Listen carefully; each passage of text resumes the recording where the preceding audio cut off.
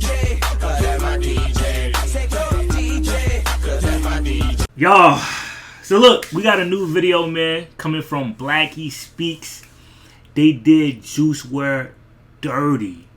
Now, if you don't know Blackie Speaks, he's definitely one of those voices in the hip-hop community where, you know, he states his opinion, and I'm saying whatever, you know, is viral, he speaks about it and things of that nature. Very, very well known in the community. I've been covering Blackie Speaks videos for a minute now. You feel me? That's the homie for sure. But in other news, man, yesterday was the anniversary of Juice WRLD tragic death. I wasn't on Twitter as much, so you know I try to stay away from Twitter. But you know, everybody know what happened 5 years ago, losing Juice, man, and it's just like crazy, bro. You know what I'm saying? Crazy.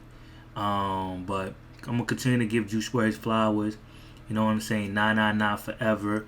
You feel me? Long live Juice WRLD. So look, the Party Never Ends album dropped a couple weeks ago. And you know, I've been reading the comments a lot lately from that video. I always go back to it maybe like every other day. Just to read your thoughts, see what y'all got going on. And it's so crazy to me that a lot of y'all is like hating on me because of that reaction video. I seen one comment was like, yo bro, you could have kept this video. I see another comment was like, you're not a real Juice WRLD fan if you don't like such and such song. And I'm just like, yo, this was my first initial reaction. Like, you can't get mad at me, you know what I'm saying? Like, why? You feel me? Like, it's my personal opinion, you know what I'm saying? And I've been listening to this album more and more and more lately, and really trying to figure out, like, damn, do I really like this album or not? And again, there's quite few songs on that album that I really enjoy, and there's some other songs on there where I'm just like, no, you feel me?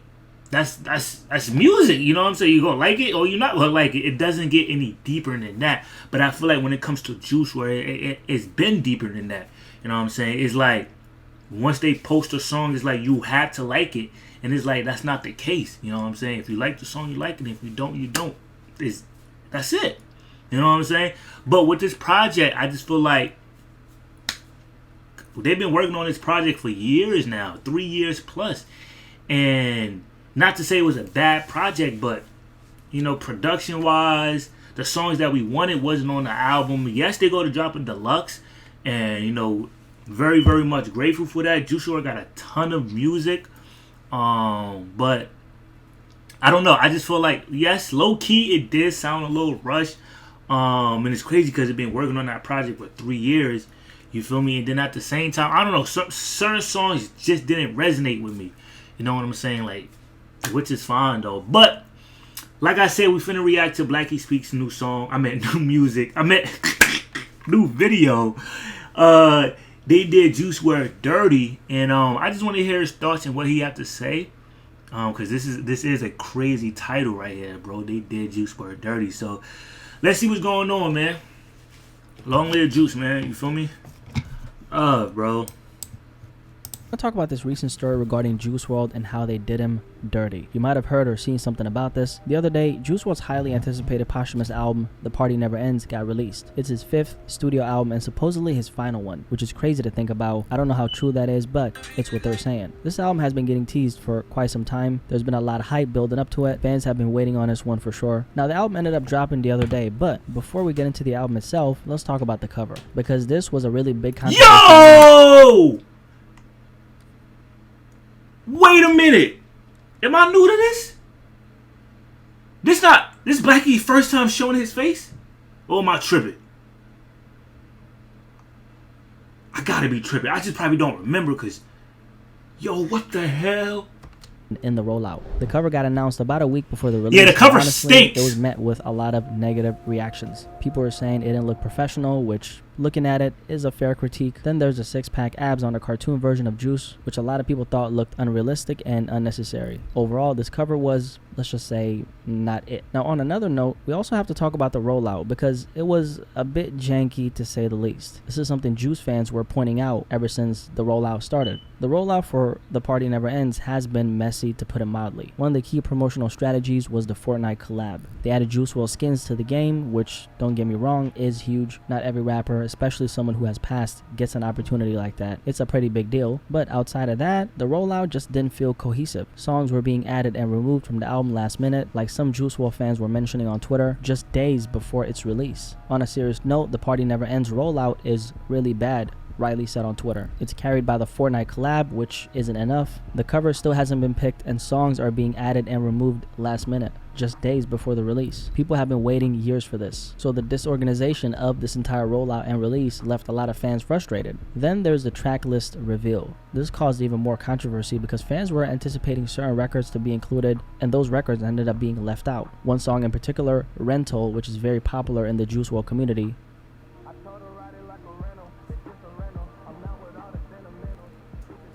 that song, like Real Spill, was definitely supposed to be on the album, bro. Like, come on now. I see where he coming from.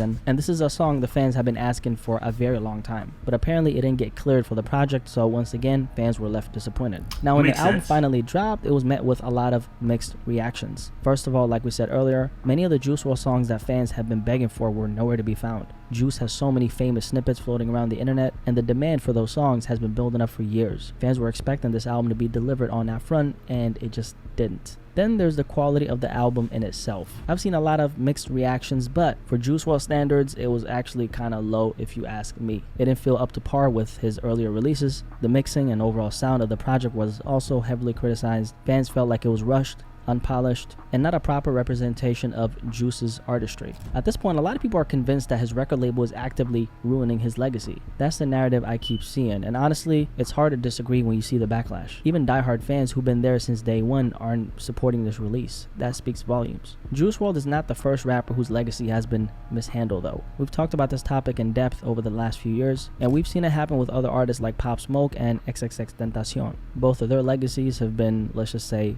poorly handled, whether it's rushed albums, unnecessary collaborations, or decisions that don't align with who they were as artists. The pattern is very clear. This is the same movie playing out all over again. So honestly, I'm not surprised to see this happening with Juice WRLD's legacy. Granted, I'm not as emotionally moved by the missteps, if you will, probably because I'm just not as invested as the day one fans. That said, I'll admit I'm pretty disappointed listening to this album. Personally, I tuned out of most things related to Juice WRLD's name a long time ago. It's just not the same when other people are representing him, especially when he's not here to have a say. I remember when Juice first came in the game, this young rapper singing his pain away. From the start, it was clear that he was special. Definitely a broken soul, also one who was leading the lost souls. Someone who carried a lot of heavy things inside of him. But the beauty of Juice WRLD was that he was able to channel all that pain into his music. I always respected Juice WRLD for his honesty, for the way he opened up and let the world see his struggles. He was a brave young man, extremely talented, and a light for so many kids who saw themselves in his music. For those who don't know, Juice WRLD recorded thousands upon thousands of songs while he was alive. The music we've heard doesn't even scratch the surface of the work he put in. And this is where the problem lies. This is how the music industry is taking advantage of a lot of artists. If you're not familiar with how record deals work, let me break it down. When an artist signs a contract with a label, the terms are almost always heavily one-sided against the artist. We've talked about this before, but to make it clear, most artists sign contracts that last in perpetuity. What that means is they're essentially signing away their masters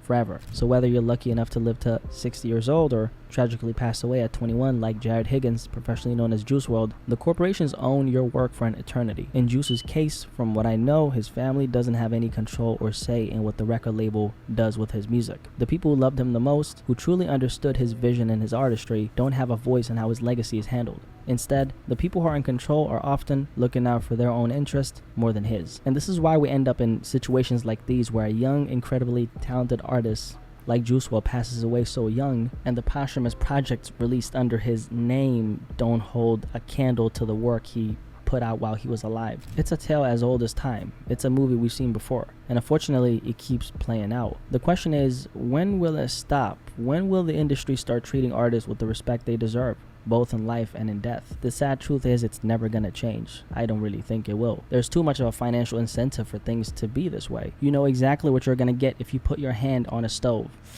You're gonna get burnt. So it's up to the artist to be as smart as possible by thinking way ahead into the future and not getting burnt. Now these things become very complicated when the artist in question ends up dying at a young age. No one plans to die young, that's a fact. Juice wasn't planning to pass away at the age he did. The circumstances on a private jet ingesting those pills led to things ending the way they did. Yes, it was a decision, but it's so much more complicated than that, and honestly, I don't think this is the moment we should dive into that conversation. What I do want to talk about is that when an artist, just like in this case, isn't here anymore, there can be a situation where their legacy is handled the right way. You might be asking how? Well, let's just say it doesn't always have to be like this. Take a look at Mac Miller, for example. Mac Miller, who tragically passed away at the age of 26, is a textbook example of how an artist's legacy should be handled. The way Mac's legacy has been preserved speaks volumes about the environment he had around him. Clearly, there was a lot of love, care, and respect for his artistry. I'm pretty sure that Mac Miller also took some steps contractually to personally ensure that if he wasn't here, his work, his name, and his likeness would still be represented in the right way. If that wasn't the case, there's no way everything related to Mac Miller would have this overwhelmingly positive tone to it. An artist's environment is crucial. For someone like Juice WRLD, I can't fully speak on the specific people he had around him or their character, aside from Ali, Lottie, but yeah, we're not gonna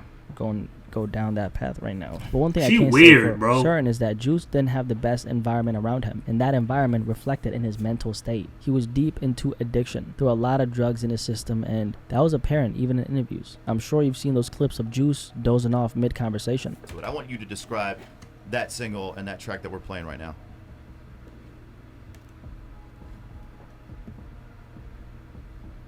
It's heartbreaking. It tells you so much about what he was going through internally and the lack of a truly productive environment to help him navigate those struggles. At the end of the day, an artist's surroundings plays a significant role in their mental health and their career. Juice WRLD's tragic story is a reminder of what happens when those pieces aren't in place. And unfortunately, his legacy is being mishandled in a way that reflects that it didn't have to be this way. Wait, mental state. The last thing we're thinking about is what happened. Somebody link me that interview, please. I need to go watch that, bro. Is that actually what? This is ridiculous, yo.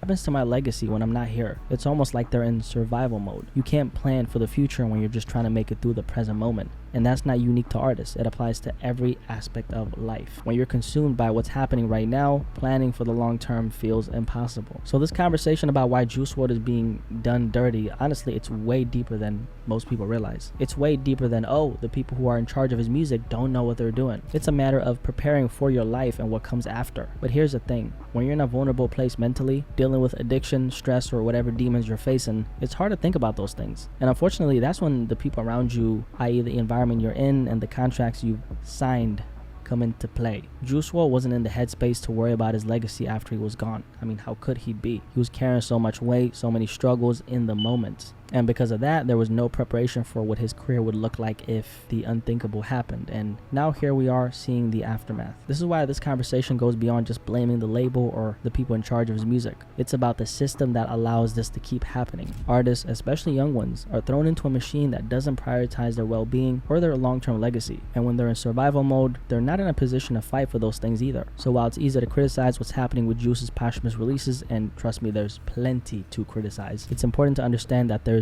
deeper issues at play here. This is a systematic problem, one that starts with lack of support for artists while they're alive, because by the time they're gone, it's already too late. And that's why we're having this conversation right now. My goal is to let artists and the public know the ugly realities of how things can end up when you're My thing is this, though. Outside of his girlfriend, though, I don't think it was a lot of support as far as, like, what he was dealing with. You know what I'm saying? It wasn't that much support. You know, I feel like his girl was probably the only closest person to him that he could, be vulnerable to, talk to. You feel me? But outside of that, I didn't really see nobody around Juice WRLD as far as that. You know what I'm saying? Because Juice WRLD needed that, bro. You know what I'm saying? He needed that. And I'm starting to realize, like, damn, like, what Blackie is speaking about, like, that's true, bro. Because nobody have a say-so of outside, even us, like, even the fans, we're trying to get the best album we could possibly get, you know, but the label is still saying F us. Like, they gonna do what they want to do as well. You feel me? Yeah, they trying to, you know, insert us to be a part of this whole rollout, whole, you know, dropping this album, making the fans a part of it, but at the end of the day, they still got to say so to this. You feel me? And it's like, it's a slap in the face when we tell them, like, yo, this is the song we want. Let's get this song on the album. And then come to find out we hear the album, it's like, yo, what the hell is this? You know? And it's like, family, friends, nobody have no say so. His girlfriend that used to be right is weird now. You know what I'm saying? It's just nothing. And that's a problem. It's a problem. In charge of your own legacy. If you don't set up things properly. And I like the comparison he made with the Mac Millers and the XXXTentacion, the Pop Smoke, because if you even look at their legacy and their careers, like, some of them is doing well, you know, some of them is like you tend to forget. As far, you know, I mean, shout out to Chris, shout out to Steve, you know what I'm saying? They're doing their best, but at the end of the day, it's like the labels still have the most say so, bro. You feel me? Others will do it for you. And they'll do it in a way that serves their interest, not yours. You want to make sure you set things up in a way where even when you're not here, you can trust that the right people are handling your work and your name. Because here's the harsh truth. You're often more valuable to the music industry dead than alive. At the very least, when you're gone, you're no longer around to fight for yourself or challenge the narrative. The saddest part about this conversation, though, is that this is supposedly Juice WRLD's final album. That's crazy to think about, but honestly, I'm not sure how much I believe it. Juice's estate reportedly has thousands of songs in the vault. If anything, this might just be the last album for the next few years. Record labels in general play the long game. They're not thinking about the next 5 months. They're thinking about the next 5 decades. And here's a theory I have about posthumous albums in general, and it applies here as well. A lot of times when these albums come out, they're purposely disappointing in terms of quality. And I think that's because the label is saving the best for the last. From the fans' perspective, they're hearing an album that could have been so much better because they know what the artist was capable of. But from the corporation's perspective, they're giving you just enough to keep you hooked for future releases. And because they own this music in perpetuity, they can also release it in perpetuity. His music will always be the content that brings revenue back to the Juice WRLD estate. 30 years from now, when today's Juice WRLD fans are pushing 40 or older with 2 kids and a house in the suburbs, these record labels are still counting on releasing his music, that's for sure. And they'll hold on to the catalog until the perfect moment because they know it's a never-ending cash cow. Artists like Juice WRLD, especially those who come from a generation fueled by social media, that's actually insane. Since Juice didn't have time to become a legacy act in the mainstream, his music will always be the content that brings revenue back to the Juice WRLD estate. In comparison, look at someone like Michael Jackson. He's the definition of a legacy act. His brand and name will always bring in incredible amounts of revenue solely based on his existence. Now I know this might sound like a crazy comparison to make, but it perfectly highlights the point I'm trying to make about how an artist's legacy is handled. Michael Jackson's legacy was built over decades of groundbreaking work, iconic performances, and a team that knew how to preserve and amplify his name even after he passed. It's why his estate still generates hundreds of millions of dollars every year. His catalog, his likeness, and his influence are so deeply embedded into pop culture that he's untouchable. And someone like Juice WRLD, who comes from a completely different era, he's in a completely different position. Since Juice didn't have time to become a legacy act in the mainstream, think about it, the Juice WRLD brand over the next 10 to 20 years will likely generate tens of millions of dollars. And I'm being very generous when I say that. His catalog alone pulls in a massive amounts of money every year, even now. The labels know this, and that's why they're counting on fans to stick around for the day when they start releasing more unreleased tracks. Overall, it's just sad because I really wish things could have been different. But let's not sit around praying for the music industry to change. Let's become that change. Artists need to plan for their future. They need to ensure that in the unfortunate event of their untimely death, the right people are in charge of their name, their brand, and their art. If they don't, they're going to become another money grab for the industry. And we also need to focus on switching up these contracts because we all know who exactly they benefit. Anyway, they're doing Juice WRLD dirty, man. I can't even lie. I ain't gonna lie, man. Blackie broke it down, bro. And this is what I love about this guy, bro. Like he understands the industry more than half of the people I talk to, bro. Like he understands the industry. He understands the game. You feel me? And he's right though. If these artists don't plan their future, you know what I'm saying, because the label's not gonna change. The contracts is gonna really benefit them mostly. You know what I'm saying? Like, if they don't, and I'm talking to the artists, if y'all don't get a team, you know, I'm not saying mix family with business, but if you don't get a right team, people that really support you, that cares about you, you know, to plan your future correctly, you just, all they see is this. All they see is dollar sign. You know what I'm saying? And it's very unfair, you know? It's crazy. But, like I said, man, Blackie can break it down more than I can. That's why I love watching his videos. That's why I love, you know, hearing what he got to say, man, because, you know, he says all the right things. I'm not gonna lie to you. He definitely does. But I'm gonna leave the link down in the description if y'all want to go check it out for yourself, man. It's DJ, man. Long live Juice, man. Rest in peace to Juice. Nah, forever, man. I'm out of here.